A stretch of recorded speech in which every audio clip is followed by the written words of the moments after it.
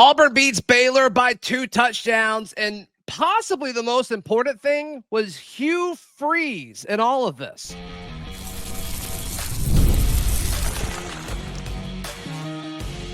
You are Locked On Auburn, your daily podcast on the Auburn Tigers. Part of the Locked On Podcast Network, your team every day.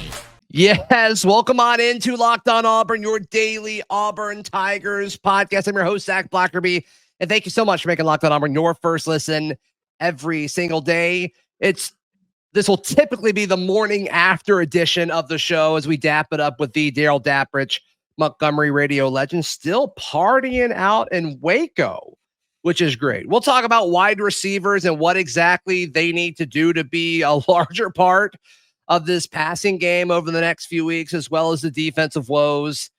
Auburn fans really kind of zeroing in on the defense. I don't think it's as big of a deal as most Auburn fans are making it. But I know the 2 shows I've done about this so far, Darrell, a lot of it's been about Jackson Arnold, and that's a huge part in all of this. I don't think there's any question. I don't think anybody's going to push back on that.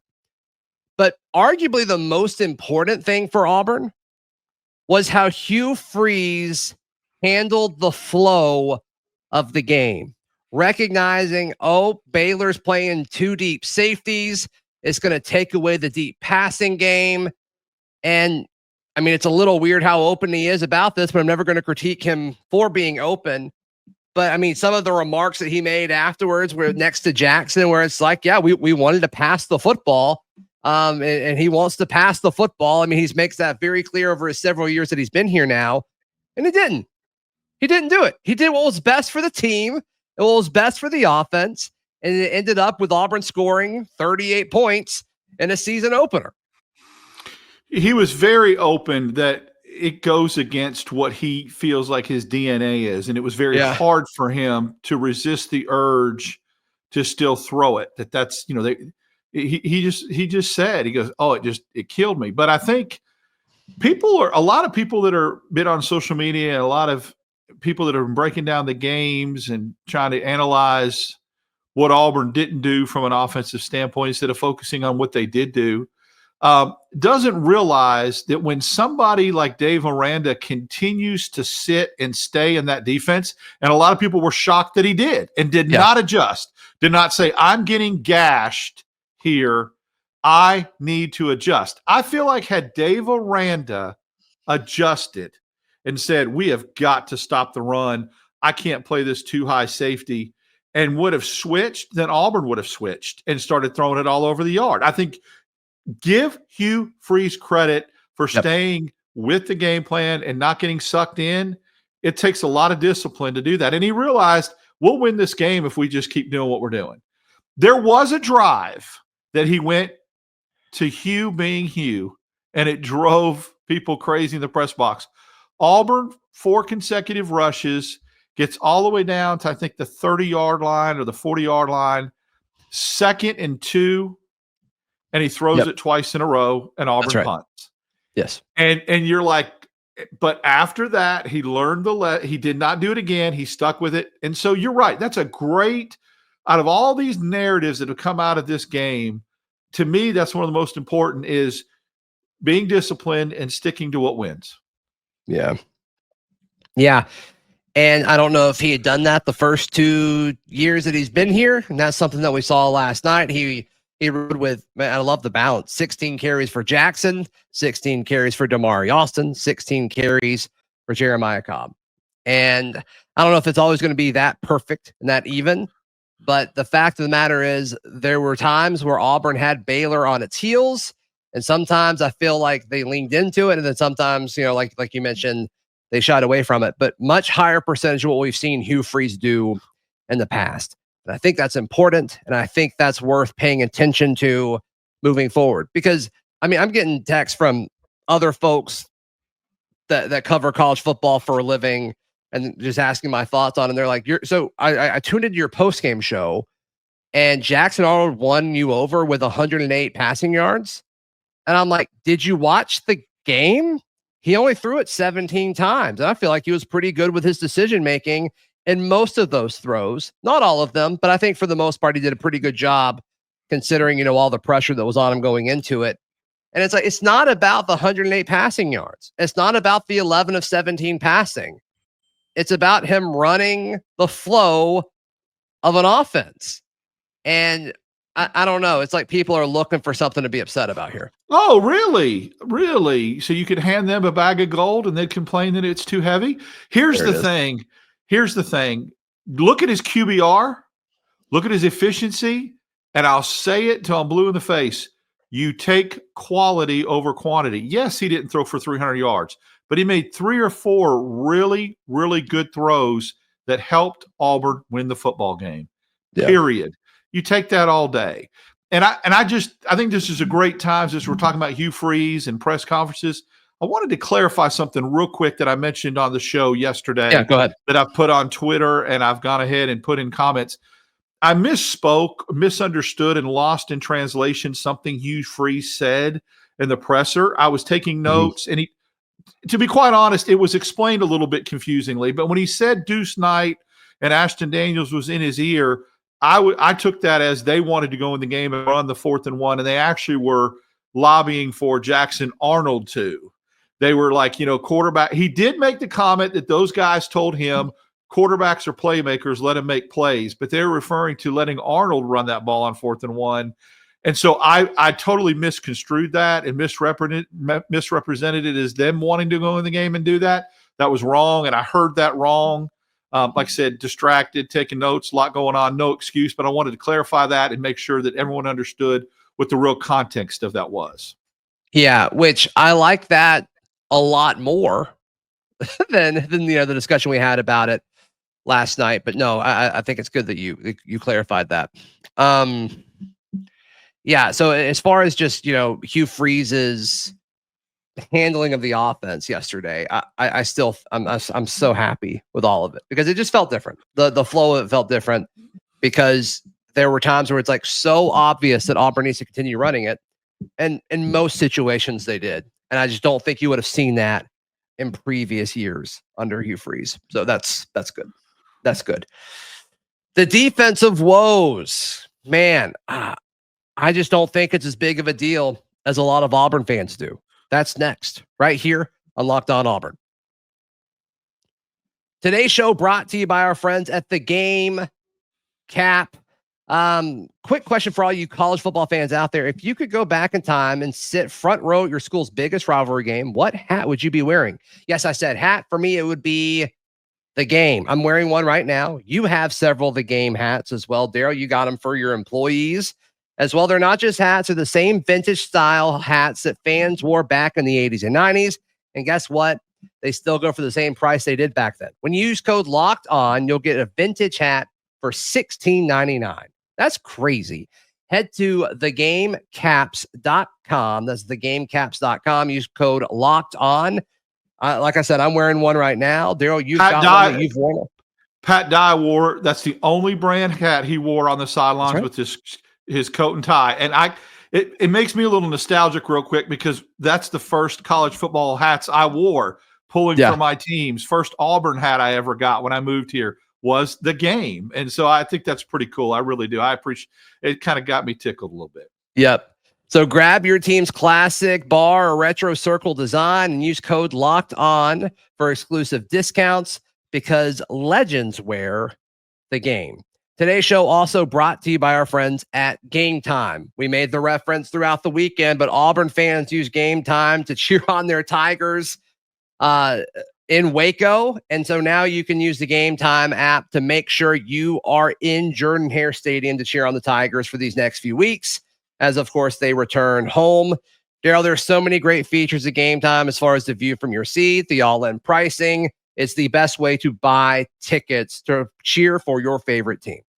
If I would have paid attention when I bought tickets for coworkers and people who go to the game, I would have noticed what side was the Auburn side, which side was the Sun side. You actually can see and do a little digging and research, and I didn't. But it's because you see where you're sitting and they show you a sneak peek, it would have been evident. So use that feature, do a little research when you order from Game Time. You'll be glad you did. Take the guesswork out of buying college football tickets with Game Time. Download the Game Time app, create an account, use code LOCKEDONCollege for $20 off your first purchase. Terms apply. Again, that's promo code LOCKEDONCollege for $20 off. Swipe, tap, ticket, go. Download Game Time today. Thank you so much for making Locked On Auburn your first listen every single day. Folks, being very consistent with pointing out how Auburn allowed 483 yards against Baylor. A lot of bend don't break early. That kind of gave Auburn's offense time to get rolling. I'm just not concerned about this for a few different reasons, Darrell. Number one is DJ Durkin. I believe in the guy. I trust in the guy. And I just think this is going to get worked out over the next few weeks. Number two is I don't think Auburn's going to play a team like Baylor down that key stretch that we talked about. I think you're going to see some of it.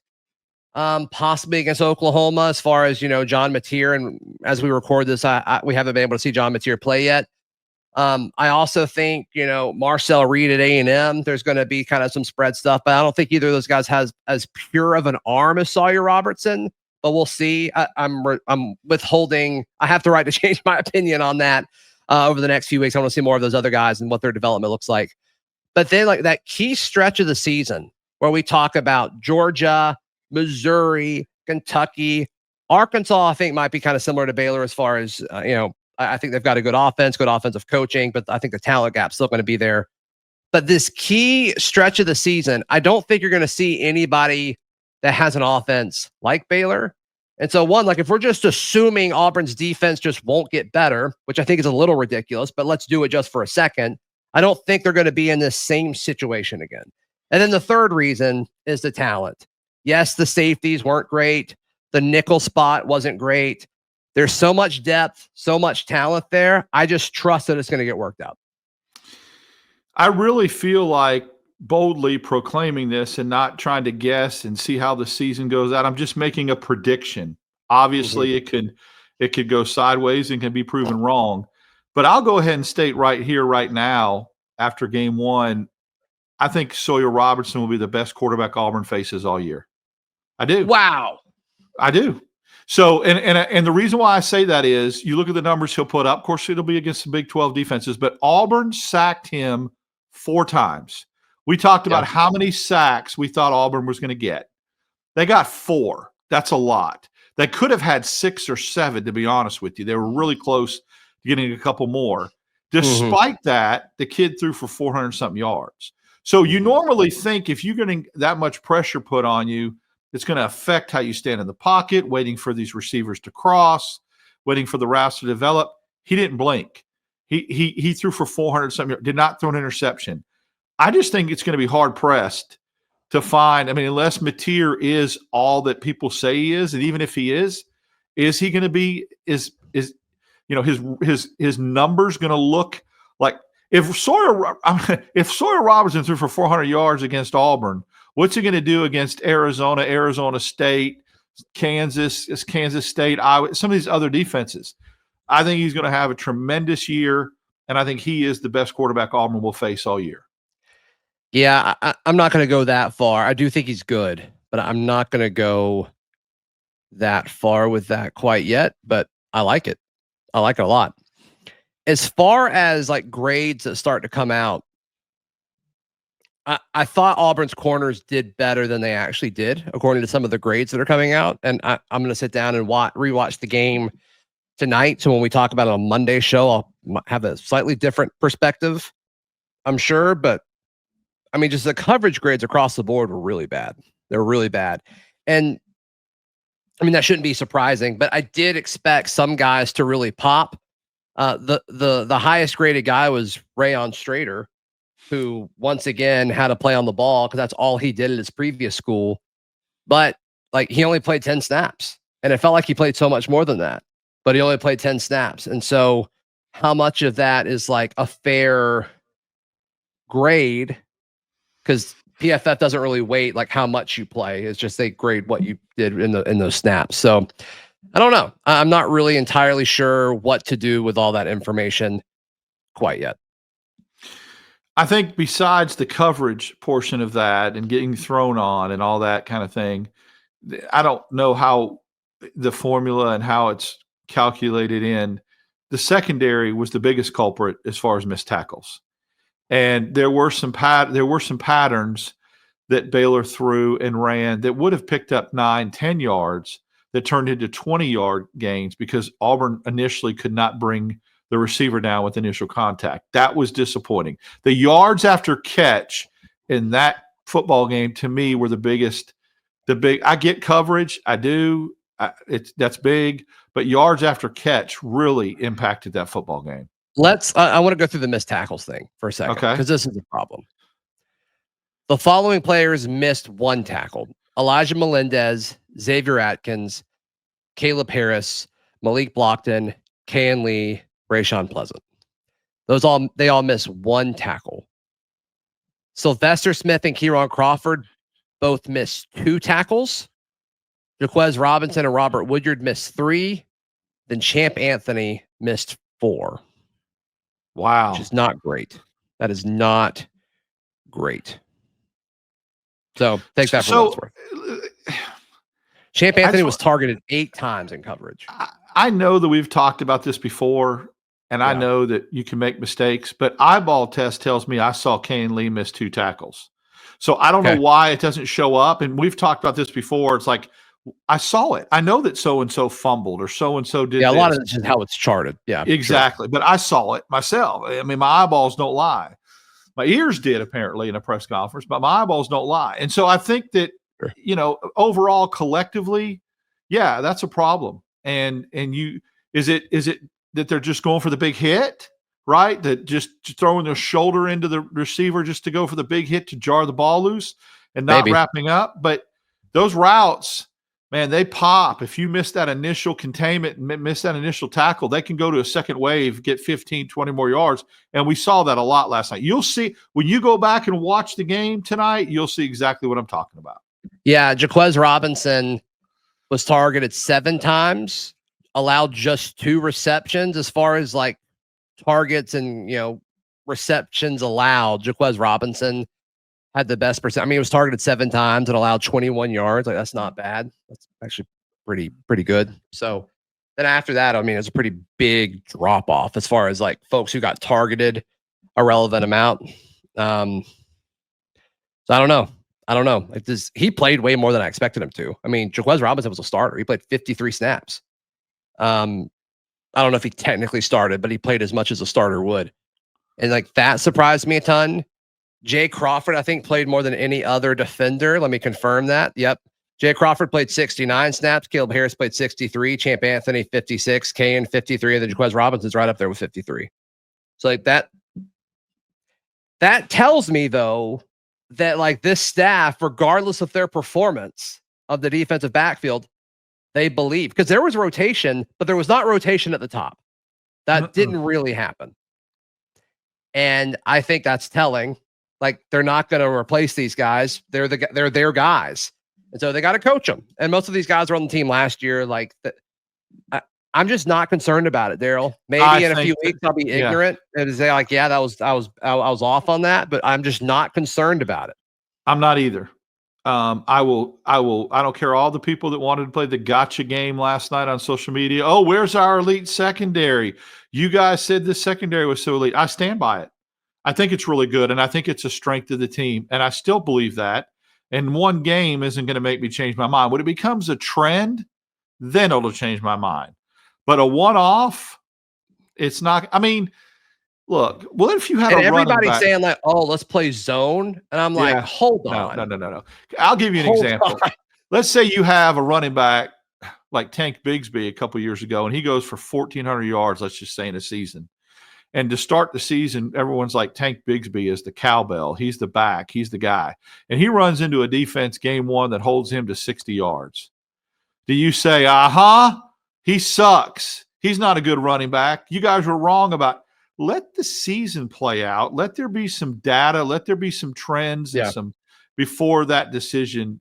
Because I overreacted in a text to you and said, my God, our offensive line and our secondary – we consider our strengths, and both suck right now.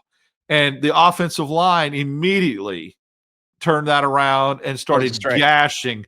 Yeah. So you just don't jump the gun. I'm looking in the mirror when I'm saying this. Yeah, small sample sizes are dangerous. Small sample size. Let's wait and see if it becomes a really numerical trend, and then we'll react to it. Yep. I agree. And once again, Baylor, like, this is a team that scored in the 40s and the high 30s pretty regularly last year, and they scored 24 points. Like, that's what matters. Points are what matters. I told you before, I said holding Baylor to 24 is like holding other teams in the teens. And if you would have told me Auburn held Baylor to 24, I'd have said Auburn won. I mean, and that's first to 30, keep Baylor in the 20s. Auburn won. And that's a good football team that can score on a lot of different areas of the field. And look, I'm saying it again. At the end of the year, I think we'll look back statistically, eyeball test, and we'll say, and I know you're not ready to say that, but that he was the best quarterback Auburn faced. Yeah, I mean, we'll see. Yep. All right, wide receivers. When can we start seeing them be a part of the offense? That's next, right here on Locked On Auburn. Today's show brought to you by our friends at Rugiet. Guys, you've probably heard of Viagra, Cialis. Maybe you've even tried them. But if you're looking for something beyond the usual pill, it's time to be Rugiet Ready. Rugiet Ready is a next-gen prescription treatment designed to amplify arousal in the brain and boost blood flow. Unlike the usual pills that could take hours, Rugiet's 3-in-1 formula dissolved under your tongue kicks in fast, on average, just 15 minutes. Effects can last up to 36 hours, so you can stay confident and in control when the moment is right. Head to Rugiet.com/LockedOnCollege. Use code LockedOnCollege to get 15% off today. Individual results may vary with prescription treatment. Compounded drugs are permitted to be prescribed under federal law, but not FDA approved, and do not undergo FDA safety, effectiveness, or manufacturing review. Please visit Rugiet's website for full safety information. Today's show also brought to you by our friends at Alumni Hall. Darrell, you love Alumni Hall. I love Alumni Hall. A lot of you listening reached out and say, where's the best place to buy Auburn gear? And I will always say, Alumni Hall is where you go. I got a quick little video before the game started of my granddaughters in their Alumni Hall cheerleading outfits doing that cheer. And nice. Got me fired up, and I knew exactly where they got their little cheerleading outfits from. And kind of cool. I love it. The different locations. I've been to the Huntsville one. Yeah. You can go online. Great place to get your Auburn gear. Yeah, I got a fun Alumni Hall story real quick. So Friday was my youngest child's first game day, and she wore an Obby dress, like, 9-month-old or whatever size. And she was the third of my, she's my third daughter, and all three of them have worn that, and that came from Alumni Hall. So kind of a cool thing. We've got a picture now with all three of them. It's kind of neat. Yeah, so Alumni Hall, they've got 3 great physical locations: Auburn, Opelika, Huntsville. Of course, go to alumnihall.com. Thank you so much for making Locked On Auburn your first listen every single day. And just all the response to this show, both post game, Darrell and I show yesterday, and I assume it'll be good for this one as well.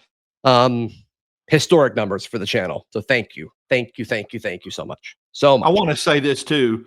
I never get a chance to thank people that come up to me and you in public and say, I watched the show. I love the show. Thanks for, that means a lot too. I understand numbers when you're looking at them in data, but the people that come out and come up and make sure they make a point to tell us how much they enjoy it. Thank you for doing that. We never take that for granted. Yeah. And it's so humbling too, because like those numbers are people, right? And then when you see the people, it's like, cool. Right. It's awesome.